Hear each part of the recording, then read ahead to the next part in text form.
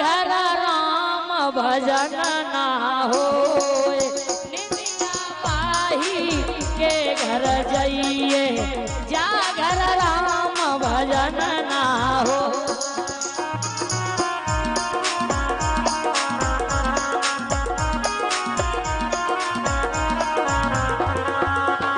हो राम भजन ना हो, जा घर हरि भजन ना हो, निमिया पाही के घर जाइए, जा घर राम भजन ना हो, निमिया पाही के घर। सभी आइए। अब देखो ये नींद कहाँ कहाँ गई। त्रेता युग में सीता जी लक्ष्मण से बोली, प्यास लगी है मोय। सीता जी लक्ष्मण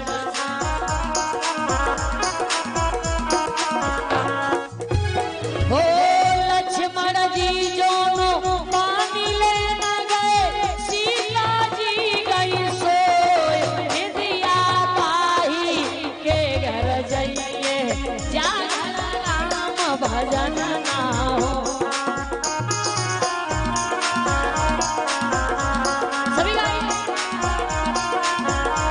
लखन लाल गए पानी लेने, तब तक सीता जी सो गई और लखन लाल माता जानकी को छोड़ के चले आए।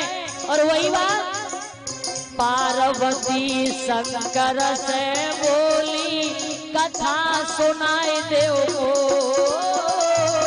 पार्वती शंकर।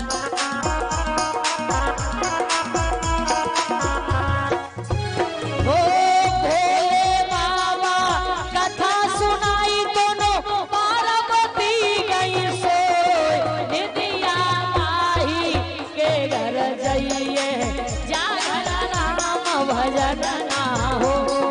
बोलिए शिव शंकर भगवान की जय हो।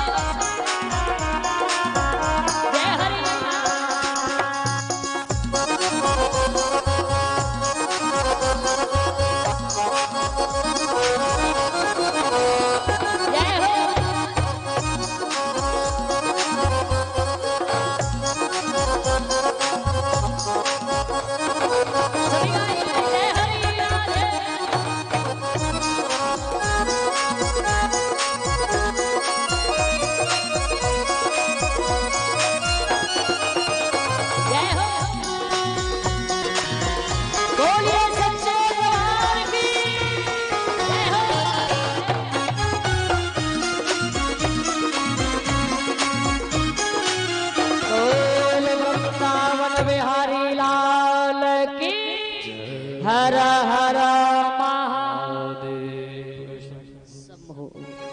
तो सोना नहीं है, जाग के कथा सुनो, ठीक है। सोने का प्रयास मत करना, सोने की कोशिश मत करना।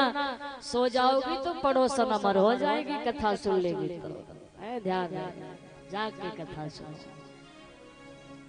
भोले बाबा ने पूछा पार्वती कथा कैसी लग रही है। अब पार्वती की नींद खुली और बोली क्षमा करना मैंने कुछ नहीं सुना। पार्वती भोले बाबा बोले ये मजाक करने का समय है, अरे हम पूछ रहे हैं कि कथा कैसी लगी। पार्वती बोली जब सुनी ही नहीं है तो क्या बताऊं लगी कैसे। महादेव जी बोले मतलब ये है कि हम तो सो रही थी, मैंने कुछ नहीं सुना। माननीय श्री दादा किशन सिंह बघेल जी की ओर से ग्राम सिकाटा से आकर के हमको 111 मुद्राओं से सम्मान कर रहे हैं। बोलिए वृंदावन बिहारी लाल की। तो पार्वती बोली हमने सुना नहीं है कुछ भी। बोले बाबा बोले कथा तुमने नहीं सुनी, तो फिर विचार ये है कि कथा सुनी किसने, आवाज कौन दे रहा था, हुकरा कौन दे रहा था। हम पार्वती बोली क्षमा करियो हमें कुछ ना मालूम, हम तो सो रही थी। तो भोले बाबा समझ गए कथा तो कोई दूसरा सुन गया, इन्होंने सुन ही नहीं पाई। खड़े हुए कथा किसने सुनी, बाहर निकल के आओ। सुख नाम का तोता निकल के भागा, आज नहीं बचूंगा, मर जाऊंगा, आज ये मार डालेंगे हमें। भागने लगा। तोता उड़ रहा है आसमान में, भोले बाबा नीचे पैदल पैदल भागे जा रहे। ठहरो तो सही, छोड़ूंगा नहीं आज तुम्हें। तीनों लोकों में महादेव जी ने चक्कर लगाया, पर तोते को भोले बाबा ने पकड़ न पाया। रास्ते में मिल गए नारद जी। अब बोले कहाँ जा रहे हो भागते भागते। बोले नारद बाबा आज बचा लो, आज भोले बाबा के चक्कर में फंस गया, मार के छोड़ेंगे नहीं हम, आज बचा लो हमें कैसे भी। तो नारद जी बोले तुम यहाँ कहाँ भाग रहे हो, यहाँ स्थान नहीं मिलेगा तुम्हें, तो कहाँ जाओ। बोले तुम वेद व्यास जी के घर जाओ। तोता भागा, वेद व्यास जी के घर गया। वेदो व्यास जी की पत्नी का नाम है उतिता। वो छत पर खड़ी हुई है, गर्भवती है, जमाई आई, मुंह फाड़ा। तोता सोचने लगा इसी दरवाजे में घुस जाओ तो 9 महीने के लिए तो बच ही जाओगे। तोता अपना शरीर वहीं छोड़ता है और प्राण उतिता के गर्भ में प्रवेश कर गया। बोल गोविंद भगवान की। बोले बाबा बोले अंदर पहुंच गए, 9 महीने बाद आओगे तब मारूंगा, छोड़ने वाला नहीं हूं मैं। तोता अंदर से ही चैलेंज दे रहा है, तुम 9 महीने की बात करते हो, 9 साल तक बाहर नहीं आऊंगा, बैठे रहो। कब तक बैठे रहो, हमारा क्या ले जाओ।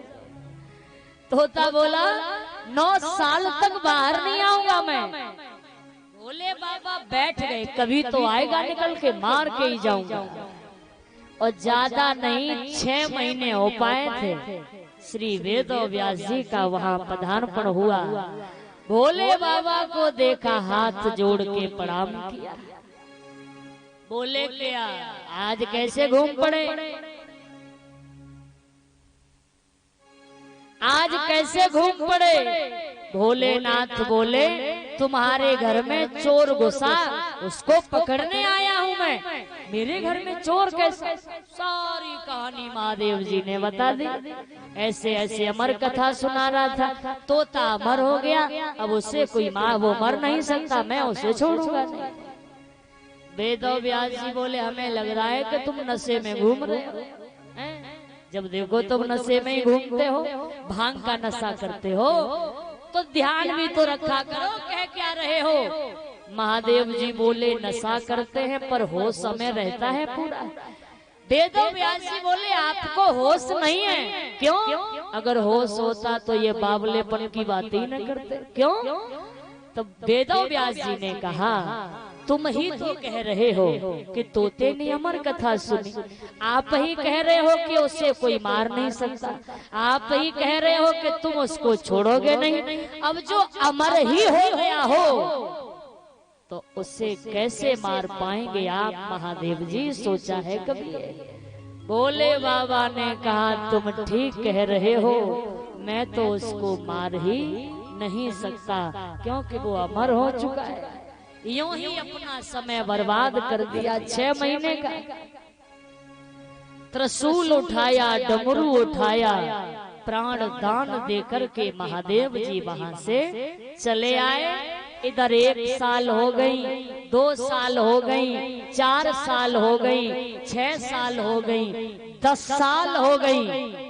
12 वर्ष के बाद में उसी तोता के प्राण उतिता के गर्भ से 12 वर्ष के बाद में श्री सुखदेव जी का जन्म होता है। उन्हीं को श्री सुखदेव जी कहा जाता है। बोलिए सुखदेव भगवान की।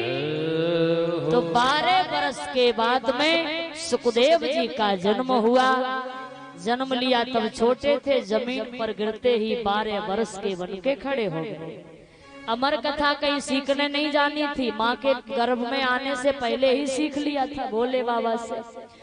तो वही अमर कथा लिए हुए गंगा मैया के किनारे पहुंच गए हैं और परीक्षित महाराज जी को सदमार्ग की रास्ता बता रहे हैं। अमर कथा कोई और कथा नहीं है, अमर कथा भी इसी को ही अमर कथा कहते हैं। क्योंकि सुखदेव जी ने वही सुनाया जो भोले बाबा से अमर कथा सुनी, और सुखदेव जी ने राजा परीक्षित को अमर कथा के रूप में श्रीमद् भागवत कथा का वर्णन सुनाया। तो ये भागवत कथा ही अमर कथा है, ये अमर कथा कोई अलग से नहीं, यही अमर कथा है। इस कथा को सुन के सुखदेव जी अमर हो जाते हैं, राजा परीक्षित का कल्याण हो जाता है, और वही अमर कथा हम सब के बीच में पावन ज्ञान की गंगा ये 7 दिन तक बहेगी। बोलिए वृंदावन बिहारी लाल जय। हमारे ग्राम रोहेरा से समस्त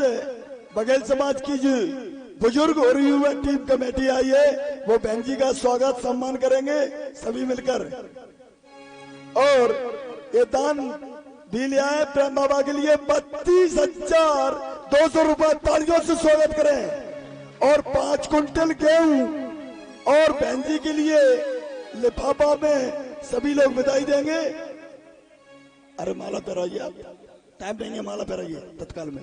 सभी जने माला कह लो, एक जन पहरा दो और माला कह लो सभी ने।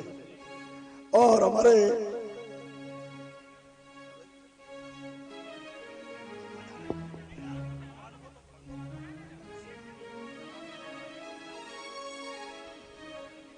और श्रीफल साल, तालियों से स्वागत 2100 रुपए इस कमेटी की तरफ से जी के लिए। ऐसे हमारे गांव में रोशन। और हमारे थरेड से संतराम आइए, और भूरे पटेल साहब, इनका भी 17,000 रुपए और ये बहन जी के लिए आ रहे हैं, माल्यार्पण करें। हमारे भूरे पटेल और संतराम पूर्व जनपद सदस्य थरेड।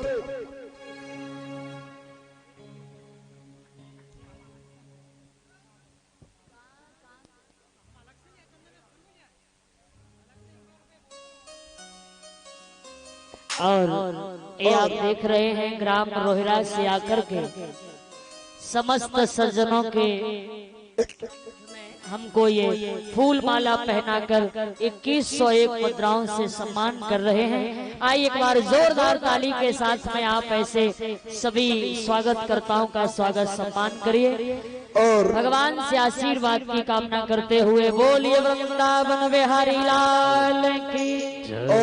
और हमारे भान सिंह बघेल जिला कांग्रेस कमेटी के सदस्य जो 51 रुपए श्रीफल नारियल रोहरा वाले जो भी जो है 51 रुपए से बहन जी की अभिनंदन वंदन कर रहे हैं। धन्यवाद सभी टीम को। बोलिए प्रेमदास महाराज की जय। आइए एक बार जोरदार ताली के साथ में ऐसे सभी स्वागतकर्ताओं के लिए स्वागत सम्मान करेंगे। भगवान से आशीर्वाद की कामना करते हुए सुख समृद्धि प्रदान करें। राधे रानी सदैव आपके जीवन को मंगलमय रखे, आपके हाथ इसी प्रकार से धर्म की ओर बढ़ते रहे, यही आप 101 रुपए हमारे संतराम पूर्व जनपद सदस्य और भूरे पटेल थरेड वाले जी बहन जी का धन्यवाद।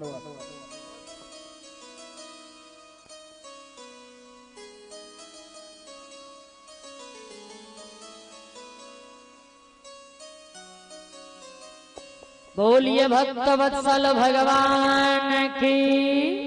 रहो आबाद दुनिया में, दुआएं दिल से देती हूँ, आपके शुभ जीवन की कामना महादेव जी से करती हूँ। आपका जीवन सदैव मंगलमय रहे, आप इसी तरह से भगवान के कार्य में हाथ बटाते रहें। सम्मान उसी का होता है जो औरों का सम्मान करे, प्रशंसा उसी की होती है जो दुखियों का दुख दूर करे। है मर्द वही जिंदा जग में जो कहे कि बात कबहू न टरे। तो सम्मान किसका होता है? तो दूसरों का सम्मान करते हैं। आइए, परीक्षित महाराज ने संत का अपमान किया, मोक्ष की प्राप्ति दिलाने के लिए सुखदेव जी महाराज सुंदर वाणी से, पवित्र वाणी से राजा परीक्षित को भगवान की कथा का समर्पण करा रहे हैं, अमर कथा सुना रहे हैं। और ये अमर कथा हम सबके बीच में 2 दिन का समय तो निकल गया है और 5 दिन का समय बाकी है अभी। तो आप समस्त भक्तजनों से निवेदन है, हंस खेल बखत कट जाएगो और को कितको रम जाएगो। तो सभी श्रोताओं से, सभी माताओं से ये करवत्र निवेदन रहेगा कि आप सभी, कथा का समय माताओं कितना बताया था मालूम है कि नहीं? कितना बताया था? 12 बजे से 5 बजे तक। आप कथा सुनने कितने बजे आई थी? बिल्कुल 4:30 बजे आ रही है। मैं तो नहीं कहूंगी कथा सुनने आई, भंडारा खाने आई है सीधी सीधी। वही जिसको कथा सुनना है वो 12 बजे यहाँ पे आएगा, 4:30 बजे आने का कोई मतलब ही नहीं है। बहुत से भक्त हैं जो अभी तक आ रहे हैं। देखो, जो समय की कीमत को समझता है वो जीवन में कभी धोखा नहीं खाता। अब ऐसा नहीं कि तुम 2 बजे आओ, 3 बजे आओ, 4:30 बजे आओ, आधा घंटा कथा सुने फिर कहो आरती बड़ी जल्दी होने लगी, बज गए 5, है ना। अब 4:30 बजे आओगे तो 5 तो बजेंगे।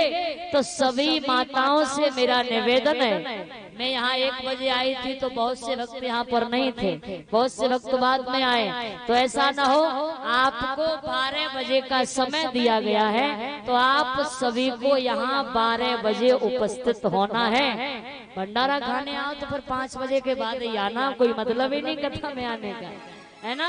तो कथा सुनने के भाव से आओ, काम काज जल्दी करो और 12 बजे यहाँ पर सभी को पधारना है। कल से समय का विशेष ध्यान रखो, 12 बजे से लगातार 5 बजे तक भगवान की कथा सुनो।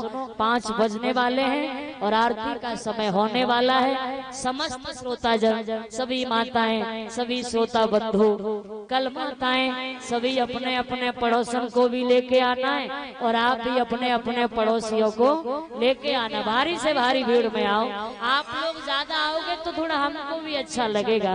तो आप सभी लोग ज्यादा से ज्यादा भीड़ में कल पधारो, कथा सुनो, भंडारा खाओ, आनंद अपने खुशी खुशी अपने घर जाइए। सभी श्रोता बंधुओं से निवेदन है, व्यवस्थापकों से निवेदन है, जैसी व्यवस्था आप संभाल रहे हैं आपको 5 दिन तक इसी तरह से व्यवस्था को संभालना है। तन मन धन से सम्मिलित हो इसमें। बहुत गई थोड़ी रही ये हूँ बीती जाए, ताल भंग मत होई हो कुल है दाग लग जाए। कभी गर्मी कभी सर्दी ये तो कुदरत के नजारे हैं, और प्यासे तो वो भी रह जाते हैं जो गंगा के किनारे हैं। शरीर माध्यम खल धर्म साधनम, शरीर साधन है, शरीर से जो चाहो कर सकते हो। तो बुरे कर्म न करके अच्छे कार्यों की ओर बढ़ो, अच्छे काम करो, भगवान के कार्य में सहयोग करो, कथा सुनो। और कथा सुनने आते हो तो खाली हाथ मत आया करो। इधर से जाओगे तो पेट भर के जाओगे, उधर से आते हो तो भगवान के लिए कुछ लाया भी तो करो। जब देखो तब मांगते ही रहते हो, कभी भगवान को दिया भी तो करो। भगवान का मंदिर दिखाई दिया, मांगना शुरू कर दिया, ऐसा हो जाए प्रभु। तो भगवान को कभी कभी देना भी तो चाहिए। भगवान का ही है तो उनको देने में कौन सी परेशानी आ रही है। तो भगवान की कथा सुनने आओ, कोई भी खाली हाथ नहीं आएंगे। भगवान को भेंट करने के लिए जो आपसे बन सके, दक्षिणा हो, प्रसाद हो, फूल ही ले आओ, जो भी बने पहले यहाँ अर्पण करो और फिर बैठ के कथा सुनो, बाद में प्रसाद लो, अपने अपने घर जाओ। बोल वृंदावन बिहारी लाल की। माताएं अपने कलश पे दीपक रखती हैं कि नहीं? शाम को रखा था कि नहीं? रखने ही नहीं आती है तो कलश लिया ही क्यों था? इतनी परिक्रमा करके आई हो तो ऐसे ही कलश शौक में ले लिया का?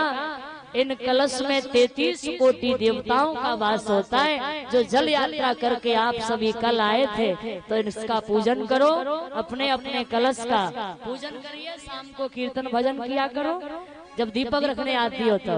बोल वृंदावन बिहारी लाल की। तो यहाँ से आगे की कथा आप सभी को कल की कथा में सुनाया जाएगा। कल की कथा में महादेव जी का विवाह पार्वती जी के साथ होगा।